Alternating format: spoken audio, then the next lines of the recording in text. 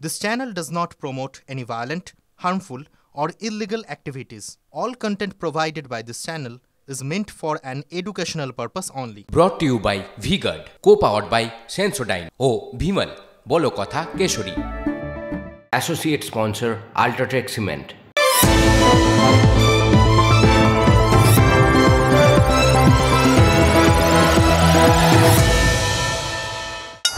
The bite fight, কামড়াকামড়ির যুদ্ধ, মুষ্টিযুদ্ধ বা বক্সিংয়ের আর কোনো প্রতিযোগিতার কপালে এই বদনাম জোটেনি।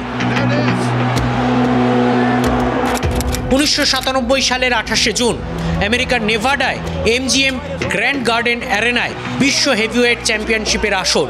প্রাক্তন বিশ্ব চ্যাম্পিয়ন হলিফিল্ড এই টাইয়ে আন্ডারডগ ছিলেন, কারণ আগের ম্যাচেই প্রতিপক্ষকে নকআউট করে এসেছিলেন মাইক টাইসন। ঘণ্টা বাজার পর প্রথম 2 রাউন্ডে এগিয়েছিলেন হলিফিল্ড। টাইসন কিছুতেই ছন্দ খুঁজে পাচ্ছিলেন না। তৃতীয় রাউন্ডে আগ্রাসী ভঙ্গিতে রিংয়ে নামলেন টাইসন। একসময় হলিফিল্ডের ডান কান কামড়ে কেটে নিলেন টাইসন। হলিফিল্ডের প্রায় 1 ইঞ্চি তরুণাস্তি টাইসন রিংয়ের মধ্যেই মুখ থেকে থুতু করে ফেলে দেন। ফাউল করার জন্য টাইসনকে ডিসকোয়ালিফাই করে দেওয়া হয়। বক্সিংয়ের ইতিহাসের সবচেয়ে নোংরা ম্যাচের এভাবেই পরিসমাপ্তি ঘটে। সেই শুরু আর সেই শেষ। এই বক্সিংয়ে আর কোনোদিন এরকম নোংরা লড়াই হয়নি। আসলে বক্সিংয়ের ইমেজে যাতে কাদা না লাগে সেটা নিয়ে বক্সিং ফেডারেশন তারপর থেকে খুব সতর্ক হয়ে গেছিল। এই কান ফান কামড়ে দেওয়া, ঘুষোঘুষি অবধি তো ঠিক আছে, কিন্তু এরকমভাবে রক্তারক্তি, কান কামড়ে দেওয়া এটা জাস্ট তারা নিতে পারেনি। ইনফ্যাক্ট গোটা বিশ্বের কেউই নিতে পারেননি।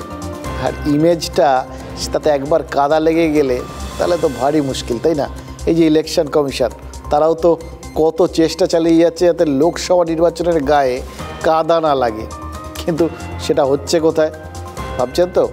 কেন এই এতক্ষণ ধরে শুরুতে বক্সিংয়ের জিনিসটা দেখালাম এবং এর সঙ্গেই নির্বাচন কমিশনের মিল কোথায়, যোগ কোথায় আছে? এটা নেই, ওইটা ইনভার্টার এসি। আপনি তো গ্যাম্বলার, তাই না? গ্যাম্বলার? জুয়া খেলেন না? তুমি জুয়া খেলো? না, যা খুশি বলে যাচ্ছে। এত দামি আর ডেলিকেট এসি কিনে স্টেবিলাইজার যদি না নেন, সেটা জুয়া নয় তো কি মজাই? শুধু একটা ফ্লাকচুয়েশন আপনার ইনভার্টার এসির পার্টস ড্যামেজ করতে পারে। তাকে V-Guard দিয়ে সুরক্ষিত রাখুন। V-Guard, India's #1 stabilizer. এই যে পূর্ব মেদিনীপুরে হঠাৎ করে মাইক টাইসন কারুর ঘাড়ে ভর করবেন, কেউ ভাবতে পেরেছিল? এই যে হাড়মেশানি গ্রাম, সেখানে বিজেপি কর্মী সুব্রত বাগকে এমন একজন কেউ যার ঘাড়ে টাইসন ভর করেছিল, তিনি হলিফিল্ড ভেবে বসলেন আর সুব্রত বাগের কানটাই কামড়ে দিলেন, কেটে নিয়েছেন পুরো। বলা হচ্ছে দুষ্কৃতীরা এটা কাণ্ডটা করেছে এবং যার ফলে ভগবানপুর গ্রামীণ হাসপাতালে প্রাথমিক চিকিৎসার পর এই সুব্রত বাগকে এখন তাম্রলিপ্ত গ্রামীণ হাসপাতালে ভর্তি করা হয়েছে। কিন্তু বিজেপি বলছে সুব্রত বাগের কান কেটে নিয়েছে তৃণমূল কংগ্রেস। তৃণমূল অবশ্য বলছে এটা বিজেপির মধ্যে আদি নব্য অন্তর্দ্বন্দ্ব আর কি, তার ফল। আমরা কি বলছি? আমরা অন্য কথা বলছি, যার জন্য এই শুরুতে বক্সিং দেখালাম। কারণ আমরা বলছি রাজনীতিটাই পুরোপুরি বক্সিং রিং হয়ে গেছে। ওই শুধু যে এই নোংরামোগুলো যেগুলো দেখলেন শুরুতে, কান টান কেটে নেওয়া, আক্ষরিক অর্থে এই রাজনীতিতে হচ্ছে, কিন্তু সেটা বাদ দিয়েও খেলার বাইরে, খেলার নিয়মের বাইরে গিয়ে ইধার উধার মারপিট এগুলো কি হচ্ছে না? বিলো দ্য বেল্ট চলছে, সেগুলো তো চলছে, কিন্তু তার বাইরেও একটা জিনিস আছে জানেন তো, যার জন্য আরও বেশি করে বলতে হচ্ছে যে রাজনীতিটা পুরো বক্সিং রিং হয়ে গেছে। এবং সেখানে মাইক টাইসন নয়, খেলাটা হচ্ছে মোহাম্মদ আলীর কৌশলে। এবার ভাবছেন তো মোহাম্মদ আলী কী করতেন? তিনি অসাধারণ একটা স্টাইল বার করেছিলেন। মানে ধরুন যদি প্রতিপক্ষ খুব আগ্রাসী হয়ে তাকে মারধর শুরু করলো, তাহলে আলী তিনি এমন ভাব করতেন যে মারের চোটে যেন লুটিয়ে পড়ছেন ওই রিংয়ের ওপর, চারপাশে যে দড়ি থাকে রিংয়ের তার ওপর। আর তারপর হঠাৎ করে সেই দড়িতে একটা বিরাট বড় চাপ দিয়ে গুলতির গুলির মতো ছিটকে এসে বিপক্ষের ওপর ঝাঁপিয়ে পড়তেন। এক ঘুষিতে বিপক্ষ নকআউট। এটাকে, এই স্টাইলটাকে মোহাম্মদ আলী নাম দিয়েছিলেন রোপা ডোপ। সত্যি সত্যি বাংলাতেও মনে হচ্ছে শাসক দল তৃণমূল কংগ্রেস, তারা ওই কোথাও গিয়ে মোহাম্মদ আলীর অনুপ্রাণিত হয়ে চলেছে, মানে ফর এ চেঞ্জ। নর্মালি তারা অন্য জায়গার থেকে অনুপ্রেরণা খুঁজে পায়, কিন্তু এইবার মনে হচ্ছে তারা মোহাম্মদ আলীর থেকে অনুপ্রেরণা পেয়েছে। কেন বলছি যে তারা ওই মোহাম্মদ আলীর ওই রোপা ডোব দেখে অনুপ্রেরণা নিচ্ছে? তার কারণ বুঝতে পারবেন, ওই তৃণমূল কংগ্রেসের নির্বাচনী কৌশলটাকে একটু ভালো করে লক্ষ্য করুন, বুঝতে পারবেন মোহাম্মদ আলীর ছাপ সেখানে স্পষ্ট। ওই যে দেওয়ালে পিঠ থেকে যাওয়া অবস্থায় দেওয়ালে ভর করেই কিন্তু তারা বারবার পাল্টা ঝাঁপিয়ে পড়ছে, একবার নয় একাধিকবার। খেয়াল করে দেখুন, একে একে ধরিয়ে দিচ্ছি। ধরুন 100 দিনের কাজে দুর্নীতির অভিযোগ চারপাশে ছেয়ে গেল, সবাই জানলেন যে 100 দিনে কাজে এমন দুর্নীতি হয়েছে কেন্দ্রীয় সরকার টাকা পয়সাই আটকে দিয়েছে, রাজ্য সরকার কোনো হিসেব দিতে পারছে না। কেন্দ্রীয় সরকার বলেছে যে এই দুর্নীতি দূর করতে হবে, টাকা পয়সার হিসেব দিতে হবে, তবে গিয়ে ফের টাকা আসবে। এবার সেটা রাজ্যের পক্ষে তো চরম অস্বস্তিকর একটা অভিযোগ। এক শাসক দলের বিরুদ্ধে অভিযোগ যে তারা বিভিন্ন রকম নয়ছয় করেছে তাদের নেতারা, তার উপর আবার সরকারের বিরুদ্ধে অভিযোগ যে তারা খরচ করেছে কিন্তু সে খরচের হিসেব দিতে পারছে না। এবার যখন রাজ্যের বিরুদ্ধে অভিযোগ ওঠে, তার মানে তো বিজেপির অস্ত্র।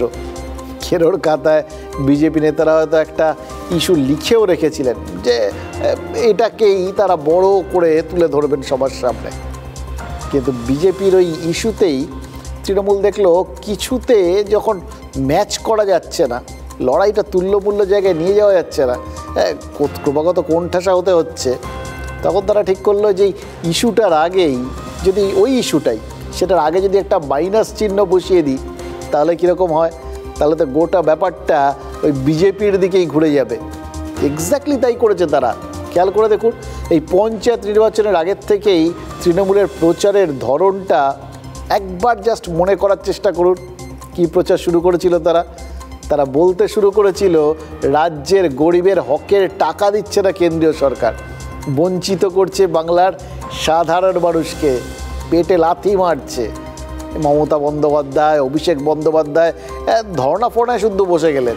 আর প্রচারের এমন গুণ, সেটা খেটে খাওয়া সমাজে এই ধরনের ক্ষেত্রে তো এটা ধারণা তৈরি করে দিতেই পারে।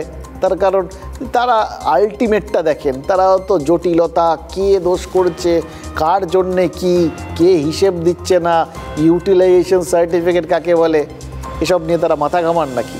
তারা শুধু জানেন এই যে টাকা কটা, 100 দিনের কাজের টাকা কটা, এটা হাতে এলে তবে তাদের হাঁড়ি চড়ে।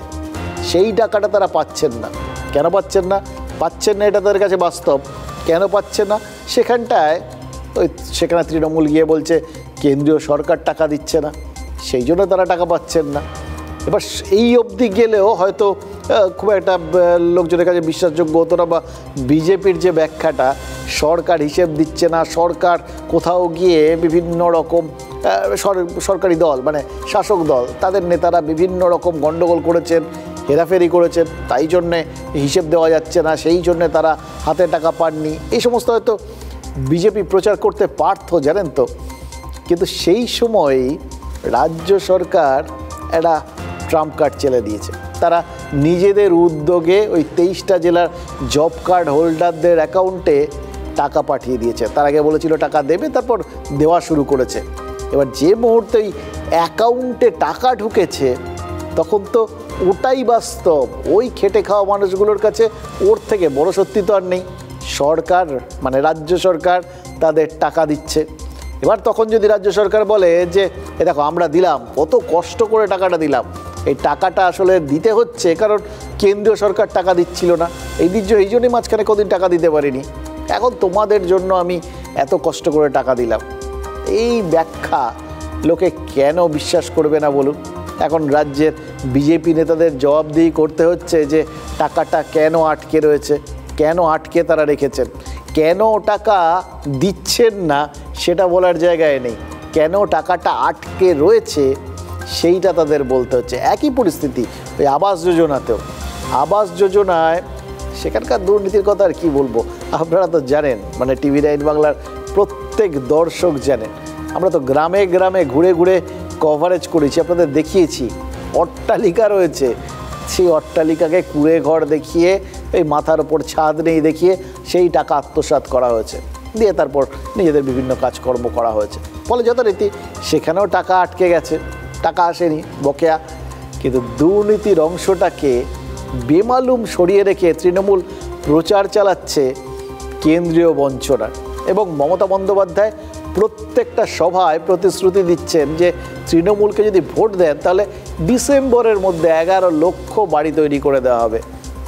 এর মধ্যে 2026-এর মধ্যে 43 লক্ষ বাড়ি তৈরি হবে। মানে একটা এক্ষুনি, আরেকটা 26 পর্যন্ত গোটা ব্যাপারটাকে টেনে নিয়ে যাওয়া।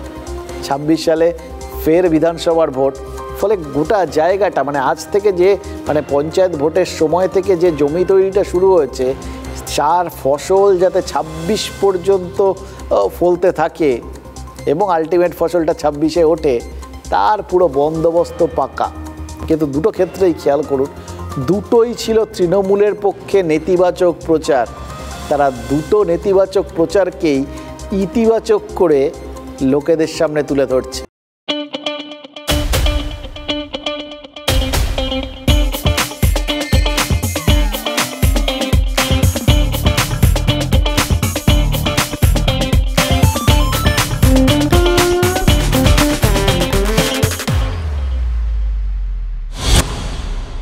আমার এখানে এখনও 43 লক্ষ বাংলায় বাকি আছে। কাঁচা বাড়ি তো গ্রামে গ্রামে সবার, আস্তে আস্তে করব। আগামী ডিসেম্বর মাসে আমরা শুরু করব 11 লক্ষ পাকা বাড়ি আমরা করে দেব। মোদির ভিক্ষে আমাদের বাংলা চলে না। মিথ্যে পা দিয়ে একখানা, দুর্যোধন দুঃশাসন থেকেও ভয়ঙ্কর। প্রতিপক্ষের মার খেতে খেতে ওই রিংয়ের দড়ির ওপর নুইয়ে পড়া, এবং তারপর মানে যেটা ওই দুঃসময় মানে মার খাওয়ার সময় যেটা একটা অবলম্বন ছিল, সেটাকেই খারাপ সময়ের অবলম্বনটাকেই অস্ত্র করে সেটাকে কাজে লাগিয়েই বাউন্স ব্যাক করা। একই রকম লাগলো কিনা? রোপে ডোপ, এটা তৃণমূলের রোপে ডোপ। এবং গত 2 মাস ধরে এক মনে তৃণমূল তো এই প্র্যাকটিসটাই চালিয়ে গেছে, এই প্রচারটাই চালিয়ে গেছে। এবার এখন লোকসভা ভোটের প্রচার মঞ্চে তৃণমূলের এই প্রচারটাকে মানুষের বিশ্বাসযোগ্য লাগতেই পারে। দেখুন, একটা সময় ছিল যে ইতালির নেতিবাচক ফুটবলে নাকাল হতো বিশ্বের তাবড় দলগুলো, তাদের পছন্দ হতো না খেলার ধরনটা কারোর, কিন্তু তাদের ডিফেন্সটা ভাঙতেও পারতো না, তাদের কাছে গিয়ে আটকে যেত, তাদের কোনো ওই গোল করার আগ্রহ নেই, গোল আটকে যাবো এরকম একটা চিন্তা আর কি। এবার তৃণমূল সেটাই করছে। তারা আপাতত তাদের গোলে যে বলগুলো ঢুকছিল সেগুলোকে টানা আটকে গেছে। তারপর মাঝে মধ্যে প্রতি আক্রমণে উঠে ওই যখন বিপক্ষ বোর হয়ে গেছে তখন গোল করে দিয়ে আসার স্ট্র্যাটেজি দিয়েছে। 2024-এ তৃণমূলের নেতিবাচক প্রচারে বিজেপি যে নাজেহাল সেটা কিন্তু মনে হচ্ছে, জানেন তো। কারণ বিজেপি যে ইস্যুই তুলছে তৃণমূল তার সামনে মাইনাস চিহ্ন বসিয়ে দিচ্ছে। এবার কত এরকম ইস্যু আসবে দেখুন। এই যে বিক্ষোভ, বিদ্রোহ, কত কিছু হলো এবং কবে থেকে প্রতিশ্রুতি দিয়েছিল, সেই প্রতিশ্রুতি কার্যকর করছে বলে সিএ কার্যকর করে দিল বিজেপি, বুক টুকে করলো। গর্বের সঙ্গে সবাই চারপাশে সেগুলো বর্ণনা করতে শুরু করলেন, ব্যাখ্যা করতে শুরু করলেন এবং বিজেপি প্রচার করতে শুরু করলো যে তারা কথা দিলে কথা রাখে। তারা প্রতিশ্রুতি দিয়েছিল সিএ হবে, হয়ে গেল, এই পর্যন্ত তো ঠিক আছে। কিন্তু এবার তো ফসল তোলার পালা। তারা ফসল তুলতে গিয়ে দেখছে মাঠে নুন ঢেলে দেওয়ার ব্যবস্থা করেছে তৃণমূল। সিরিয়াসলি মমতা বন্দ্যোপাধ্যায়ের প্রচারগুলো খেয়াল করে দেখুন। তিনি আগে প্রচার করছিলেন যে সিএ হচ্ছে সংখ্যালঘুদের প্রতি বঞ্চনা, তখন ভয় দেখাচ্ছিলেন সিএ যদি এসে যায় সব আপনারা নাগরিকত্ব হারাবেন, আপনাদের যে এখান থেকে উচ্ছেদ করার জন্য চেষ্টা চলছে। আর এখন সিএটা হয়ে যাওয়ার পর বলছেন সিএতে নাগরিকত্বের অ্যাপ্লাই করার অর্থ নিজেকে নাগরিক নয় হিসেবে ঘোষণা করা। এর আগের প্রচারের লক্ষ্য ছিল সংখ্যালঘুরা, আর এবার যারা এই সিএতে কোথাও গিয়ে লাভবান হবেন এবং তারা যদি লাভবান হন এটা বুঝতে পারেন তাহলে তারা ঢালাও ভোট দেবেন বিজেপিকে, সুতরাং এবার তাদের থামাও। সেই জন্য ওই কথাটা উল্লেখ করে দিয়েছেন। সিএতে নাগরিকত্বের জন্য অ্যাপ্লাই করার অর্থ নিজে যে নাগরিক নয় সেইটা আপনি ঘোষণা করছেন। এবার তখনই একবার যদি মানে আপনি যদি নাগরিক হন তাহলে তারা আবেদন করবেন না, আপনি যখন আবেদন করছেন তখন আপনি নাগরিক নন, আর সেটা একবার যদি কেন্দ্র জেনে যায় যে নাগরিক নয় তখনই কেন্দ্র সব সুযোগ সুবিধাগুলো বন্ধ করে দেবে। মানে ভাবুন, মতুয়া ভূমে বিজেপির প্লাস হতে পারতো যে ইস্যুটা, মমতা বন্দ্যোপাধ্যায় তার সামনে একটা মাইনাস চিহ্ন বসিয়ে দেওয়ার চেষ্টা করছেন। মাইনাস চিহ্ন না হলেও জিজ্ঞাসা চিহ্ন যে একটা বসিয়ে দিয়েছেন সেটা কিন্তু পরিষ্কার বোঝা যাচ্ছে। ইনফ্যাক্ট এখন পর্যন্ত এই বাংলার থেকে সিএতে বিশেষ কিন্তু আবেদন জমা পড়েনি।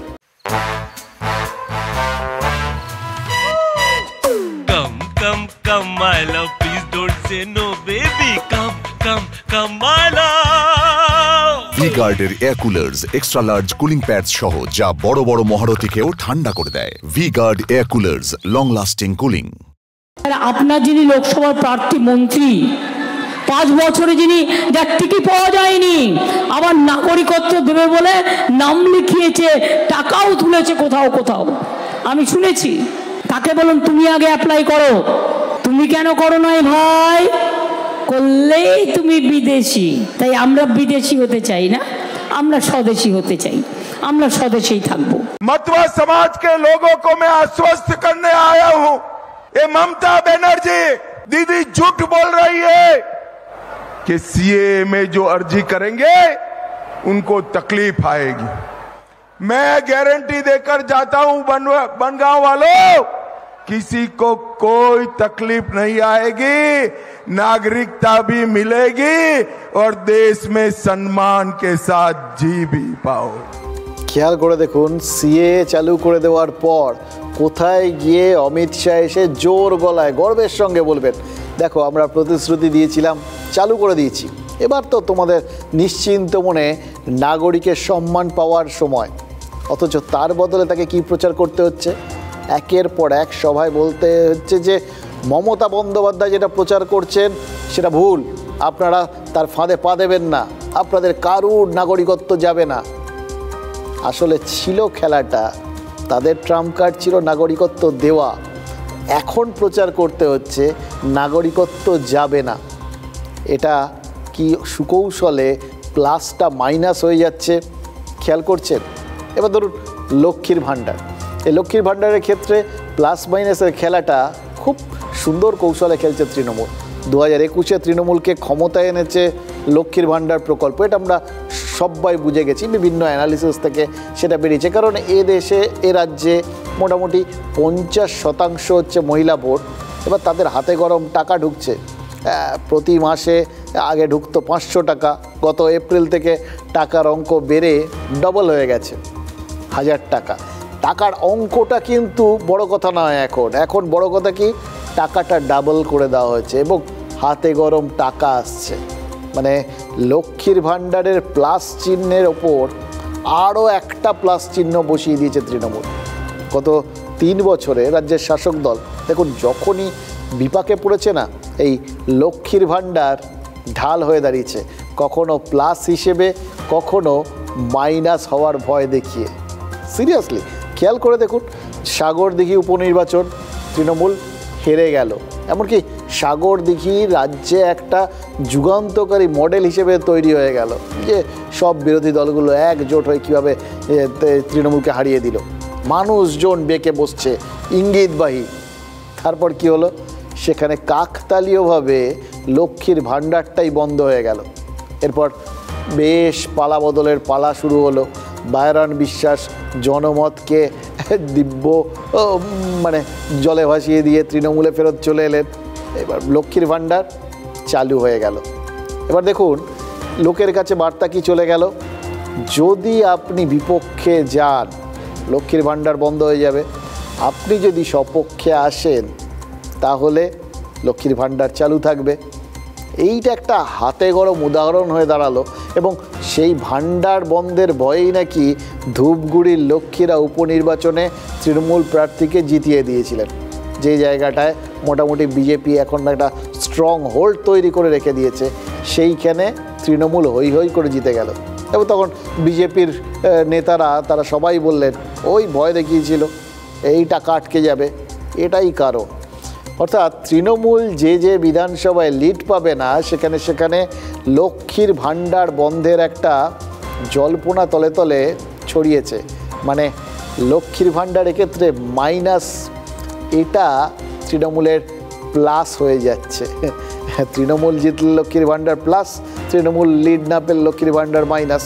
আর তারপরে মঞ্চে দাঁড়িয়ে মমতা অভিষেক অভিযোগ করছেন যে বিজেপি এলে আবার লক্ষ্মীর ভাণ্ডারের আগে মাইনাস হয়ে যাবে, কারণ লক্ষ্মীর ভাণ্ডার তারা বন্ধ করে দেবে। বিজেপি যদি লিড পায় তাহলে লক্ষ্মীর ভাণ্ডার বন্ধ, আর জিতলে তারা যদি জিতে এখানে বেশি ক্ষমতা এসে যায় তাহলে তো তারাই পুরোটাই মাইনাস করে দেবে, বন্ধ। তৃণমূলের ক্ষেত্রে ফলে দেখুন এটা যেরকম ডবল প্লাস, বিজেপির ক্ষেত্রে লক্ষ্মীর ভাণ্ডার ডাবল মাইনাস। প্রচারের এমন ঠালা এখন যে কেন্দ্রীয় স্বরাষ্ট্রমন্ত্রী অমিত শাহকে ঠিক একভাবে এই বিভিন্ন সভায় বলতে হচ্ছে যে বিজেপি এলে লক্ষ্মীর ভাণ্ডার বন্ধ হবে না, দিব্য চলবে, শুধু নামটা বদলে অন্নপূর্ণা ভাণ্ডার হবে আর বেশি টাকা দেবে কেন্দ্র। ভাবুন, তাকে কোথাও গিয়ে তৃণমূলের ন্যারেটিভে পা দিয়ে তাকে বলতে হচ্ছে লক্ষ্মীর ভাণ্ডারের কথা। লক্ষ্মীর ভাণ্ডারটাকে বন্ধ করবে না বিজেপি, এটা বলা মানে কোথাও গিয়ে তো লক্ষ্মীর ভাণ্ডারের কার্যকারিতাকে স্বীকার করে নেওয়া।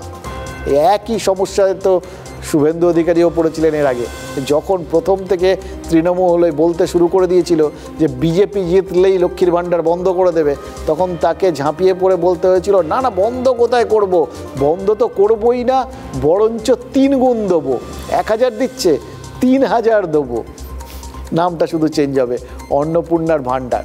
মানে তৃণমূল নিজেদের প্লাসটা অপোনেন্টের গাড়ে কিভাবে মাইনাস করে চাপিয়ে দিচ্ছে বুঝতে পারছেন। हाँ शुक्ला जी, भिजवाना सिर्फ अल्ट्राटेक ही। मान गया बेटा, पर अल्ट्राटेक ही क्यों? आप ही ने तो कहा था कि घर जिंदगी में सिर्फ एक ही बार बनता है।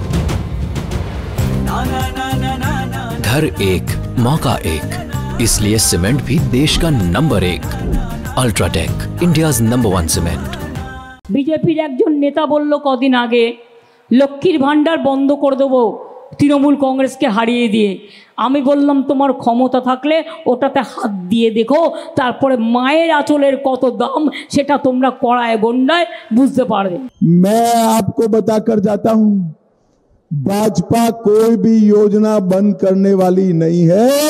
हम लक्ष्मी भंडार योजना में 100 रुपये ज्यादा बढ़ाकर दीदी लोगों को भेजने वाले हैं, 100 रुपये ज्यादा। মাসের 1, 2, 3 তারিখের মধ্যে যতদিন বাংলায় মামাটি মানুষ আর তৃণমূলের সরকার থাকবে আপনি লক্ষ্মীর ভাণ্ডার পাবেন।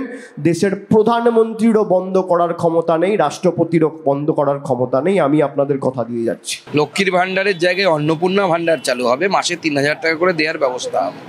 আমরা মঞ্চ থেকে বারবার বলেছি, তৃণমূল কংগ্রেস এবং মাননীয় মুখ্যমন্ত্রী ভোট এলে পরেই মিথ্যাশ্রী প্রকল্প চলে ওনার, অন্য সব প্রকল্প তখন বন্ধ হয়ে যায়। মিথ্যাশ্রী প্রকল্পে উনি তখন 1 নাম্বার, যেন মিথ্যে কথা বলছে। ভয় তখনই দেখাতে হয় যখন আপনার পজিটিভ কিছু বলার থাকে না। দেখুন, এটা তো অস্বীকার করার কোনো জায়গা নেই। এই লক্ষ্মীর ভাণ্ডারকে নিয়ে যত বেশি আলোচনা হবে তত বেশি একদিকে যেমন এই প্রকল্পটা স্বীকৃতি পাবে, ঠিক সেরকমভাবে যারা এই লক্ষ্মীর ভাণ্ডারের ফল লাভ করছেন, অর্থাৎ যাদের বাড়িতে এই ভাণ্ডারটা পৌঁছচ্ছে হাতে গরম নোট হয়ে, তারাও কি মানে এই কৃতজ্ঞতাটা ভুলবেন? গত কয়েক বছর ধরে আমরা কি শুনতাম যে তৃণমূলের একটা নিজস্ব ভোট ব্যাংক আছে, সংখ্যালঘু ভোট ব্যাংক। এবার সেই ভোট ব্যাংকের সঙ্গে সঙ্গে এখন কিন্তু এই মহিলা ভোট ব্যাংকের কথাটাও বলতে হচ্ছে। এমনিতেই এ রাজ্যে বলছিলাম প্রায় 50% মহিলা ভোটার। এবার তারা হাতে গরম যদি এই নোট পান, সেটার যে একটা এফেক্ট আছে সেটা তো পরিষ্কার বোঝা যাচ্ছে। যেখানে তৃণমূলের এই প্রজেক্টকে, এই প্রকল্পকে কোনোভাবেই বিজেপি অস্বীকার করতে পারছে না, বরঞ্চ তাদের প্রচারে এইটাকে চালিয়ে যাওয়ার কথা বলছে। অর্থাৎ কেউ না কেউ এটার ফল পাচ্ছেন, এবং যারা পাচ্ছেন তারা নিশ্চিতভাবেই ওই নুন খেলে গুণ গাইবেন, এরকম একটা পরিস্থিতির সৃষ্টি হচ্ছে। এটা কিন্তু তৃণমূলের জন্য যেরকম প্লাস, সেরকম বিজেপির জন্য একটা নেতিবাচক জায়গা তৈরি করছে তাদের এখন। হ্যাঁ, এটা অবশ্য তৃণমূলের স্ট্র্যাটেজিতে তারা খেলতে শুরু করেছে যে ওখানে তার তৃণমূল আপাতত 1000 দিচ্ছে, সদ্য 500 তাকে বাড়িয়ে ডাবল করে 1000 করেছে, কিন্তু এক ধাক্কায় শুভেন্দু অধিকারী ওই জন্য 3 গুণ টাকা বলেছেন, ওভারট্রাম করা আর কি। এবার বাড়তি টাকা পাওয়া যাবে, এখন তো অঙ্কটা সেরকম দাঁড়িয়েছে, 1000 দিচ্ছে, ও 3000। এইটা যদি বিচার করে এখন লোকজন ভোট দিতে শুরু করে, তাহলে আবার মহিলা ভোট ব্যাংকটা কোন দিক থেকে কোন দিকে যাবে সেটা নিয়ে একটা সংশয় তৈরি হবে ভোটারদের মনে। এই ভোটারদের মনে সংশয় তৈরি করাটা না খুব খুব জরুরি। এটা হলে একদম নিশ্চিত বহু জিনিস সেটা কিন্তু আবার পুরো ঘেঁটে যেতে পারে, জানেন তো। এই যে ধরুন মমতা বন্দ্যোপাধ্যায়, তিনি এই সংশয় তৈরির কাজটা সবসময় অসাধারণভাবে করে যান। এমনকি যেখানটায় তিনি পুরোধা, তিনি সব থেকে বড় ভূমিকা নিয়েছেন, লোকে ভাবছে তিনি একটা কোনো কিছু রূপরেখা তৈরি করে দিচ্ছেন, নিশ্চয়ই এটা সুনির্দিষ্ট লক্ষ্যে এগোবেন, ঠিক সেই রকম জায়গায় তিনি একটা সংশয় তৈরি করে দেন। আপনি ভেবে দেখুন, ধরুন রাষ্ট্রপতি নির্বাচন হবে, মমতা বন্দ্যোপাধ্যায় সবার আগে উদ্যোগী হলেন যে বিরোধীদের একজোট করতে হবে, বিরোধীদের একজোট করে প্রার্থী ঠিক করে ফেললেন, প্রার্থীও তার পছন্দের যশবন্ত সিনহা, সব ঠিকঠাক হয়ে গেল। শেষ বেলায় হঠাৎ যখন বিজেপি দ্রৌপদী মুর্মুকে প্রার্থী করলো, মমতা বন্দ্যোপাধ্যায় একদম এমন একটা বক্তব্য রাখলেন, তিনি আগে জানলে দ্রৌপদী মুর্মুকেই সমর্থন করতেন, আলাদা করে লড়তেন না। এই একটা কথায় সবার মধ্যে সংশয় তৈরি করে দিলেন, এমনকি জোটটাই প্রায় মুখ থুবড়ে পড়লো বেচারা যশবন্ত সিনহা, তার কথা আর কি বলবো। ঠিক তারপরে যখন উপরাষ্ট্রপতি ভোট হলো, সেই সময় কংগ্রেসকে তো মোটামুটি তিনি পথে বসিয়ে দিলেন। তার আগে ওই যে উত্তরবঙ্গে দার্জিলিংয়ে রাজভবনে সেখানে গিয়ে একটা মিটিং টিটিং হয়েছিল, সেখানে মিটিং টিটিংয়ের পর দেখা গেল তৃণমূল তারা চলে গেল হচ্ছে, তারা ভোটাভুটির থেকে সরে গেল, তারা বলল ভোটাভুটিতে অংশ নেবে না। যথারীতি জগদীপ ধনকর, যার সঙ্গে খটামটি লেগেই ছিল, তিনি নাচতে নাচতে কোথাও গিয়ে উপরাষ্ট্রপতি হয়ে গেলেন। এই সংশয়টা একদিকে যেমন মানে সবসময় তাদেরকে একটা প্রচারের আলোয় রেখে দিচ্ছে, সবাই কিন্তু মানে দেখবেন যাকে নিয়ে সংশয় বেশি থাকে, লোকে তার পেছনে দৌড়োয় বেশি, তাকেই বাবা বাচা করে বেশি, যে বাবা ঠিক থাকো, তোমাকে ঠিক রাখতে হবে, নইলে আবার কোথাতেই কী করে দেবে। কিন্তু এটাও তো ঘটনা, কি মাথায় রেখে নিজেদের গুরুত্ব বাড়ানোর কথা মাথায় তো বটেই, কিন্তু সেই গুরুত্ব বাড়ানোটার জন্য কার কার সঙ্গে কীভাবে তারা ওই মাথায় তুলে রাখার জায়গাটা তৈরি করবেন, সেটাও কিন্তু একটা বড় সংশয় হয়ে দাঁড়ায়। এবারও দেখুন, এই যেই ইন্ডিয়া জোট, সেটা তৈরির ক্ষেত্রে মমতা বন্দ্যোপাধ্যায় একটা বড় ভূমিকা ছিল, তিনি নাম দিয়েছিলেন। এবার তার একটা ফর্মুলা দেওয়া ছিল, যার যেখানে শক্তিশালী যে রাজনৈতিক দল, অর্থাৎ বিভিন্ন আঞ্চলিক দলগুলো তো বিভিন্ন জায়গায় শক্তিশালী, তো যারা যেখানে শক্তিশালী তারা সেখানে লড়াই করবে। এবং তারপর এই জন্য আগে ভাগে কোনো আলাদা করে কেউ প্রধানমন্ত্রী ক্যান্ডিডেট, কে এগোবেন, কে নেতা হবেন, এ সমস্ত ঘোষণা করবে না। সব হয়ে যাওয়ার পর বিভিন্ন জায়গায় নিজের নিজের শক্তিতে সবাই লড়ে আসার পর যখন তারা সরকার গঠন করার মতো জায়গায় পৌঁছবেন, মানে তারা আশা করছিলেন পৌঁছবেন, তখন তারপর তারা ঠিক করবেন যে কে নেতৃত্ব দেবেন। অর্থাৎ গোটা বিষয়টা মমতা বন্দ্যোপাধ্যায় যে ফর্মুলা দিয়েছিলেন সেই ফর্মুলাতেই চলছে। কিন্তু বাংলার ক্ষেত্রেও দেখুন, বাইরে ওই যত ইন্ডিয়া জোটে থাকুক, এখানে কংগ্রেসের সাথে লড়াই, সিপিআইএমের সঙ্গে লড়াই, বাইরে সবাই একজোট। এবার এই রকম একটা পরিস্থিতিতে তাও একটা লোকজন ধরে নিচ্ছিল যে এই অঙ্কে হয়তো এগোচ্ছে গোটা ব্যাপারটা, এটাকে বোঝা যাচ্ছে। এই বোঝা যাচ্ছে শব্দটা, এটাই হচ্ছে সবথেকে গোলমাল, অন্তত রাজনৈতিক নেতাদের কাছে। এবং তারা যদি তৃণমূলের মতো দল হয় তাহলে তো কোনো কথাই নেই। অভিজ্ঞ নেত্রী, তিনি বুঝে গেছেন যে লোকের মনে যদি এরকম একটা বিষয়, বুঝে গেছি এরকম ব্যাপার তৈরি হয়ে যায়, প্রেডিক্টেবল হয়ে গেলে তার আর কোনো নভেলটি থাকে না, তাকে একটু অন্যরকম কিছু তো করতে হয়। তাই জন্য তিনি আজকে আবার সংশয় তৈরি করে দিলেন, বললেন তিনি সরকারে যদি ইন্ডিয়া জোট আসে তাহলে সেই সরকারে যোগ দেবেন না, বাইরের থেকে সমর্থন করে সেই সরকারকে গড়ে তুলতে সাহায্য করবেন। হলো কি বলুন তো, এটা মানে এরকম এত কিছু সাত কাণ্ড রামায়ণ টামায়ণ হয়ে গেল, তারপরে এরকমভাবে ছিটকে যাওয়ার একটা ভাবনা চিন্তা, এবং বাইরে থাকা মানে কোথাও গিয়ে তো একটা মাইনাস। এই মাইনাস কি অন্য কোথাও প্লাস হওয়ার রাস্তাটা খুলে রাখার জন্য? এই সংশয় তো সাধারণ মানুষের মনে জাগতে শুরু করেছে। ফলে সেই দিক থেকে দেখতে গেলে সংশয় তৈরি করে দেওয়া স্ট্র্যাটেজি পুরো মাত্রায় সফল। শিরশিরানি থেকে দ্রুত আরাম পান সেন্সোডাইন র্যাপিড রিলিফের সাথে। বিজেপি বলেছিল না অহংকার করে ইসবার 400 পার, মানুষ বলছে নেই হোগা 200 পার, এবার হবে পগার পার, এবার হবে পগার পার। তাই জেনে রেখে দিন, ইন্ডিয়া জোট, এখানকার বাংলা সিপিএম কংগ্রেসকে ধরবেন না, ও দুটো আমাদের সাথে নেই, ও দুটো বিজেপির সাথে আছে। আমি দিল্লির কথা বলছি। ইন্ডিয়া জোটকে নেতৃত্ব দিয়ে বাইরে থেকে সব রকম সাহায্য করে আমরা সরকার গঠন করে দেবো। প্রশ্নই নেই, কোশ্চেন ডাজ নট অ্যারাইজ। এর উত্তর অধীর চৌধুরী, বিমান বস্তি।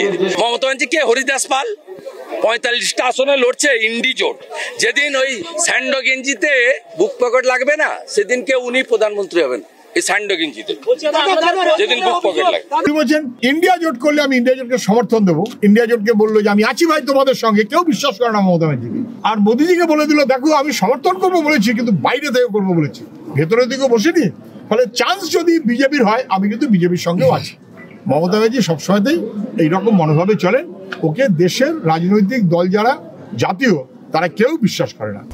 দেখুন, আমি দেখছিলাম আর শুনছিলাম আর ভাবছিলাম যে কি অসাধারণভাবে দুটো রাজনৈতিক দলের, নতুন দুটো রাজনৈতিক দল, তার জন্ম দিয়ে দিলেন মমতা বন্দ্যোপাধ্যায়।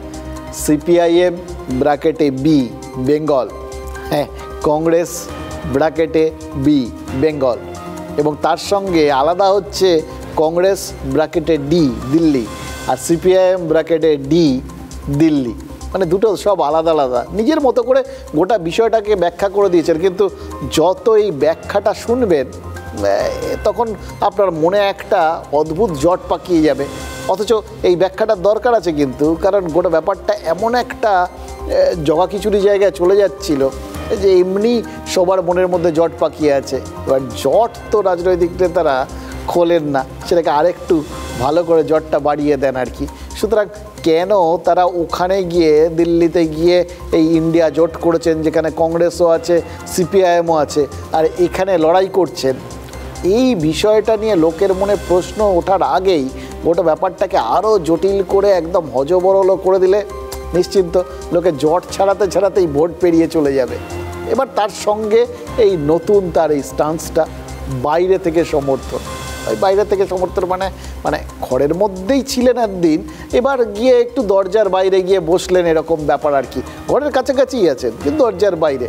হ্যাঁ, দরজার বাইরে সিঁড়ি রয়েছে, সিঁড়ি দিয়ে নেমে কোথায় যাবেন বা উঠে কোথায় যাবেন সেটা নিয়ে একটা ওপেন রাস্তা সামনে রইল, কিন্তু আছেন আর কি।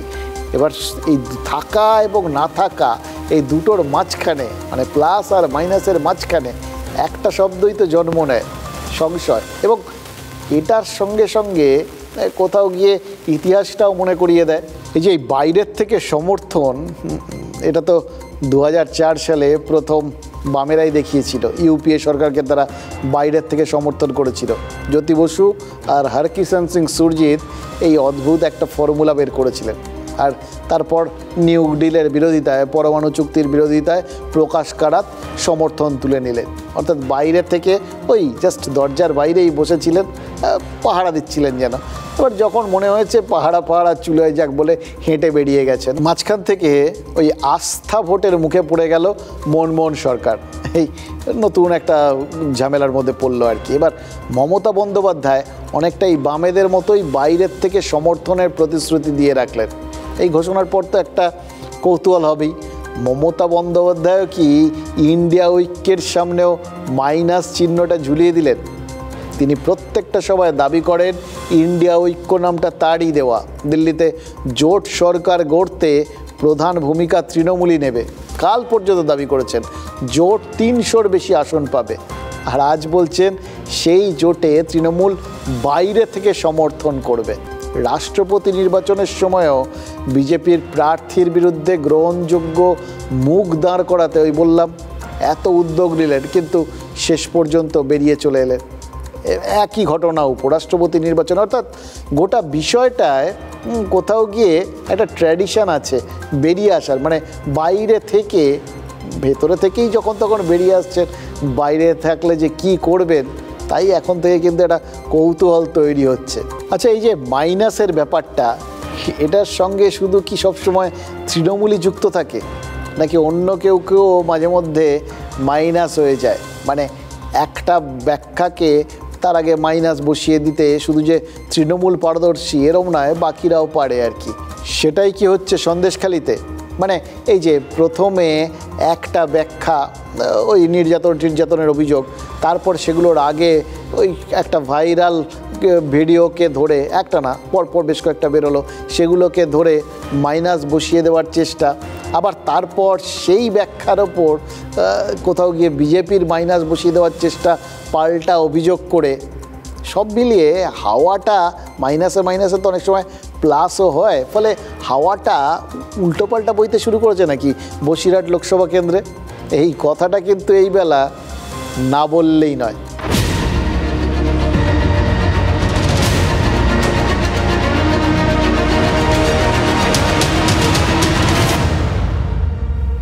हाँ शुक्ला जी, भिजवाना सिर्फ अल्ट्राटेक ही। मान गया बेटा, पर अल्ट्राटेक ही क्यों? आप ही ने तो कहा था कि घर जिंदगी में सिर्फ एक ही बार बनता है। घर एक मौका एक, इसलिए सीमेंट भी देश का number 1। UltraTech, India's number 1 cement. দেখুন, স্টিং অপারেশন সহ 4 ভাইরাল ভিডিও, সেটা কতটা আদালত গ্রাহ্য সেটা তো আদালতে বোঝা যাবে, কিন্তু টাকা দিয়ে মিথ্যে অভিযোগ করানোর পাল্টা প্রচার, ওগুলোকে ধরেই তো শুরু করেছে তৃণমূল কংগ্রেস। মমতা, অভিষেক প্রায় সব প্রচার সভাতেই সাদা কাগজে সই করিয়ে অভিযোগগুলো জমা দেওয়ার অভিযোগ তুলেছে। 2000 টাকা দেওয়ার কথা বলেছেন। সন্দেশখালিতে নারী নির্যাতনের অভিযোগ তুলে গোটা দেশে প্রচার চালাচ্ছিল বিজেপি। এবার 4টে ভাইরাল ভিডিওকে হাতিয়ার করে সেই সন্দেশখালির সামনেই একটা মাইনাস চিহ্ন ঝুলিয়ে দিতে মরিয়া তৃণমূল কংগ্রেস। এটা তো আপনারা দেখছিলেন যে এর আগেও অনেকগুলো আপনাদের ব্যাখ্যা করছিলাম যে বিভিন্ন মাইনাস যে প্রচার, সেগুলোর আগে তারা একটা মাইনাস বসিয়ে দেওয়ার চেষ্টা করেছে। এবার এখানেও তাই হচ্ছে। সন্দেশখালি থানায় এক মহিলার অভিযোগের ভিত্তিতে আন্দোলনের নেত্রী পিয়ালি দাস ওরফে মাম্পি, তাকে গ্রেফতার করে নেওয়া হয়েছে। আত্মসমর্পণের পর মাম্পিকে জেল হেফাজতে পাঠিয়েছে আদালত।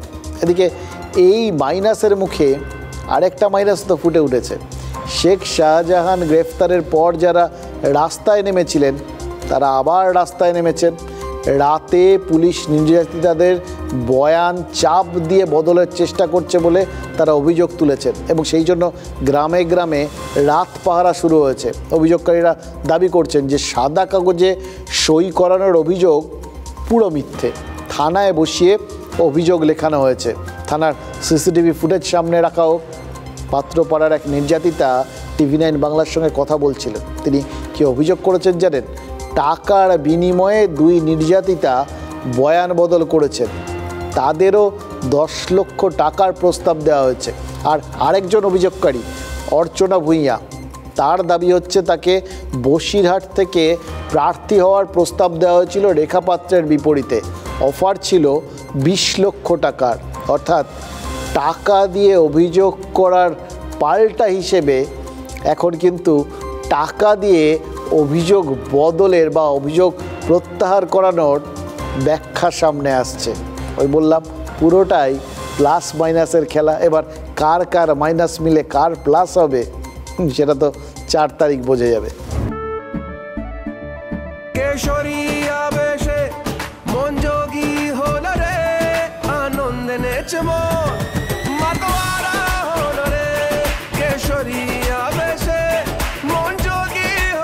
প্রতি মুহূর্তে কেসরি উৎসব উদযাপন করুন। বিমল, বলো ভাষা কেসরি। সন্দেশ খালি নয়, টাকায় ভরপুর, যেন হাত পাতলেই টাকা।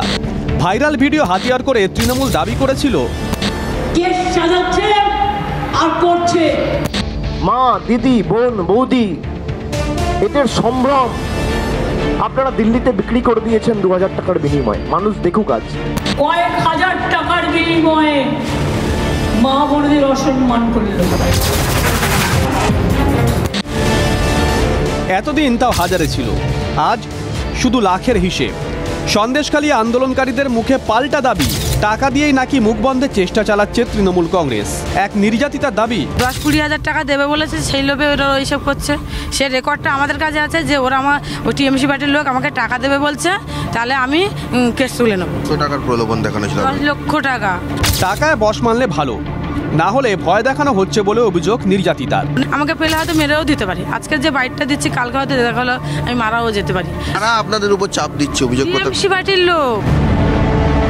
রাতে পার্টি অফিসে ডেকে পিঠে বানানোর অভিযোগ উঠেছিল শাহজাহান বাহিনীর বিরুদ্ধে, এখনও সেই অভিযোগেই অটল নির্যাতিতা।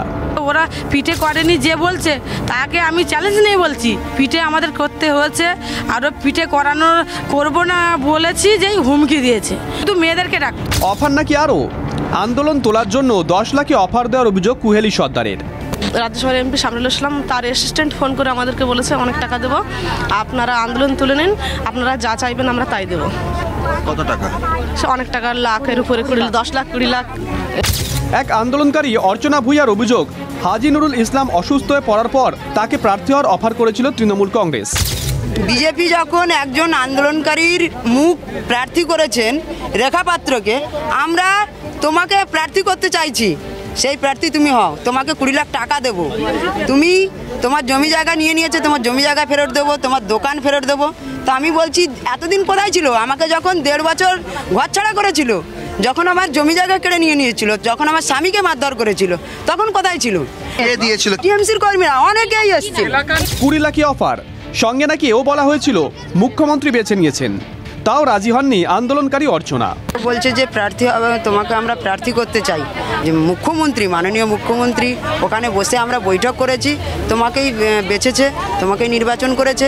আমি বলছি দেখুন, শুধু নির্বাচন করলে তো হবে না, আমি চাইছি কিনা সেটাকে দেখতে হবে, শুধু মুখ্যমন্ত্রী চাইলে তো হবে না, মুখ্যমন্ত্রীর কেনা গোলাম নই আমি। বড়সড় অভিযোগ, গরিবকে এরা হাতিয়ার করে ইস্তেমাল করেছিল, ব্যবহার করেছিল, আর আজকে এই গরিবদেরকে টাকার লোভ দিয়ে বলছে যে আন্দোলনটা শেষ করে দাও। তৃণমূল অবশ্য অভিযোগ ওরাতেই ব্যস্ত। মনে হয় না কুহেলি সরকারকে সন্দেশখালী কেউ চেনে, এরকম কোনো মানুষের আন্দোলন ভাঙার কোনো প্রশ্নই নেই, এখানে সব তো নাটকীয় আন্দোলন। অভিযোগ পাল্টা অভিযোগ, এর বাইরে বেরোনোর সুযোগ কি হবে সন্দেশখালীর?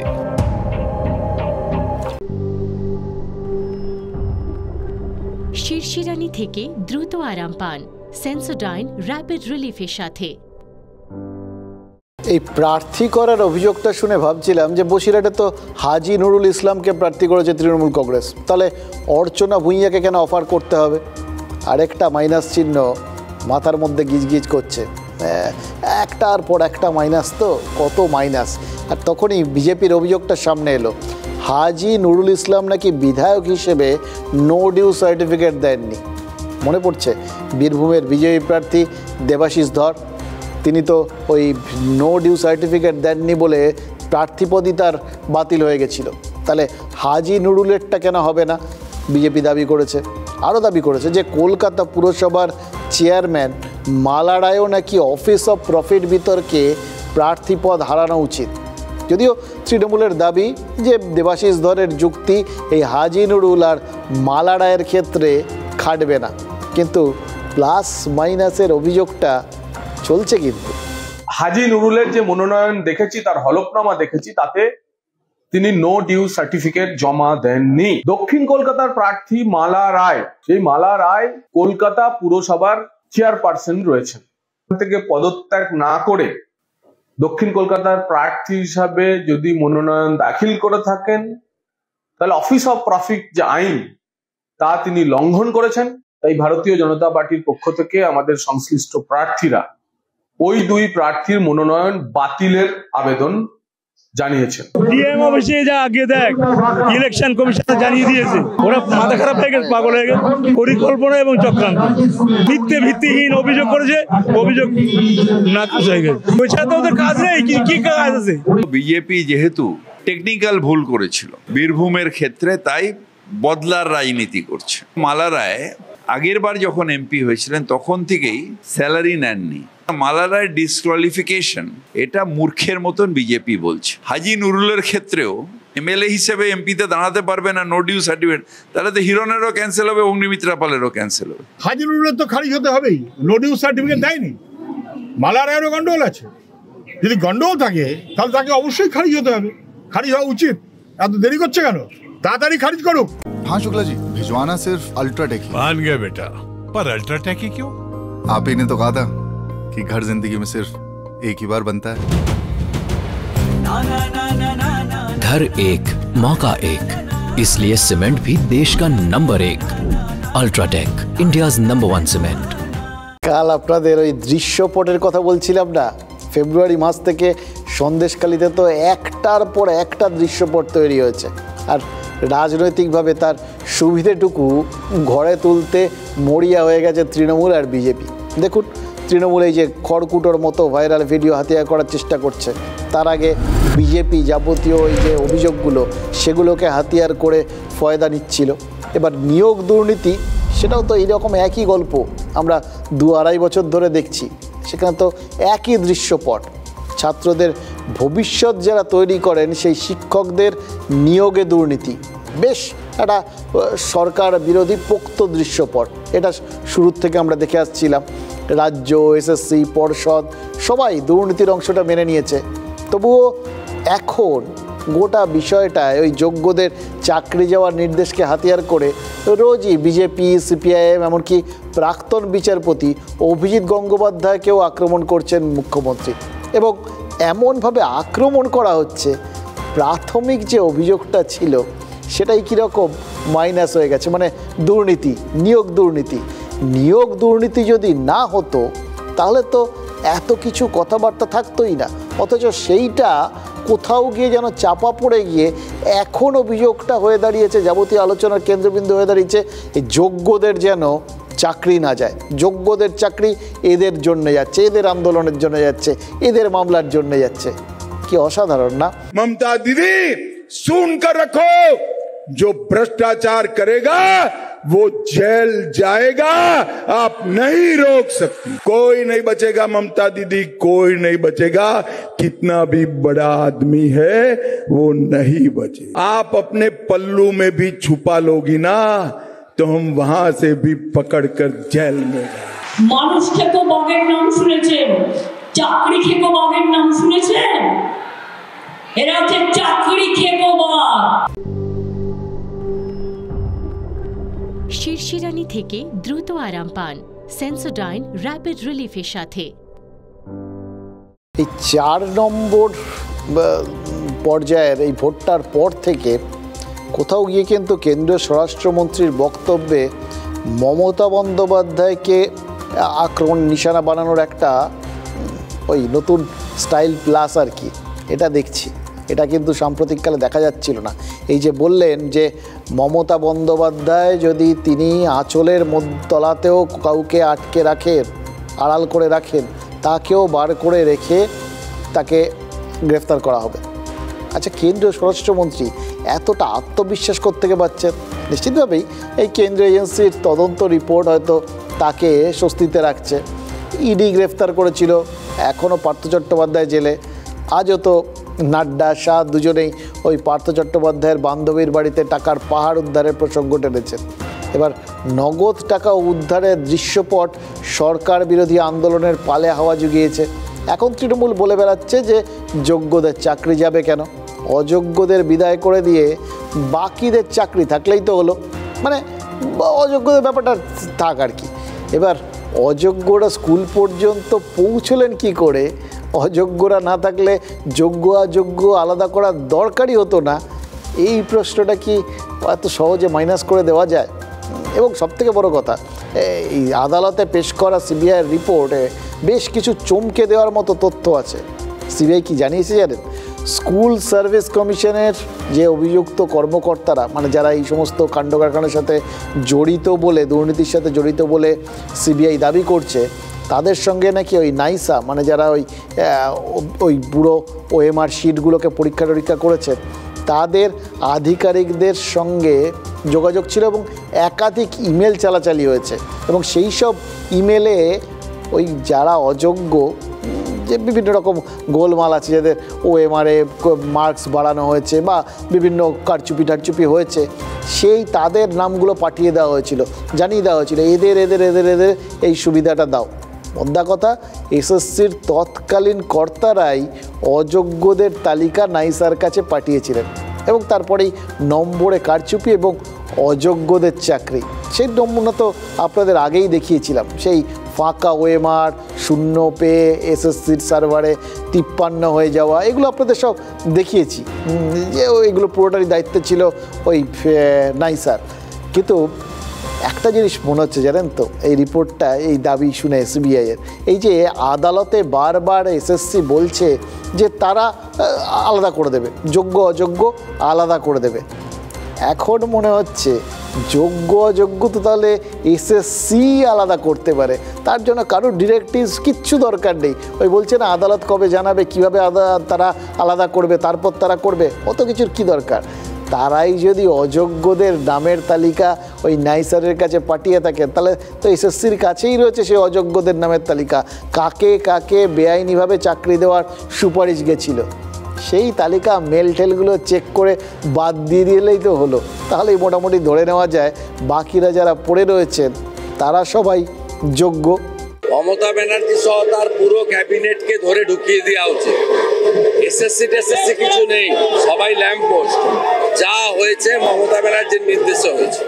মমতা ব্যানার্জির ভাইপো চাকরি বিক্রি করে টাকা তুলেছে, সেগুলো রেগুলারাইজ করেছে মমতা ব্যানার্জি। যাদের মেধা চুরি গিয়েছে তারা চাকরি পাক ফিরে, আর যারা অনৈতিক অবৈধভাবে চাকরি করছে তারা চাকরি থেকে বাতিল হোক, আর যারা এই অপকর্মের সাথে, এই দুষ্কর্মের সাথে যুক্ত, তারা সর্বোচ্চ শাস্তি পাক।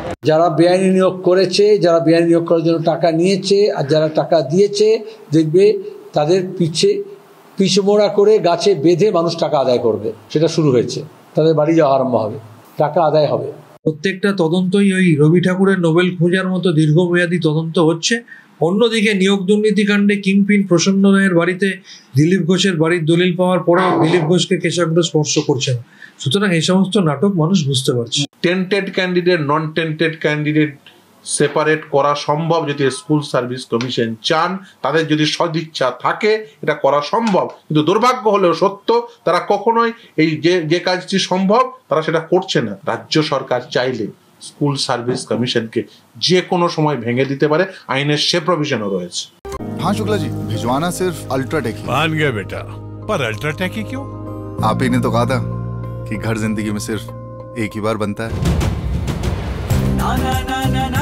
घर एक मौका एक, इसलिए सीमेंट भी देश का number 1। UltraTech, India's number 1 cement. বিরোধী দল নেতার কথা শুনে মনে হচ্ছিল যে কোথাও গিয়ে তারা এসএসসিকে কান হিসেবে দেখছেন।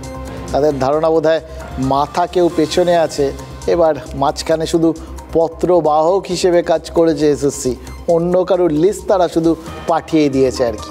তাহলে তারা কি এক্সপেক্ট করছেন যে কান ধরে টানলে তাহলে মাথায় পৌঁছানো যাবে?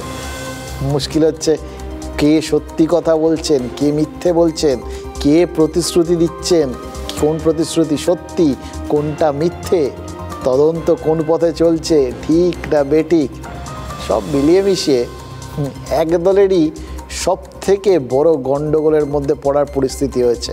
সেটা আপনি, আমি বা এই ভোটের সময় ভোটার, সবাই অবশ্য সেটাই চাইছেন। ভোটাররা যত বেশি কনফিউজ থাকে ততই রাজনীতিকদের পোয়া বাড়ে।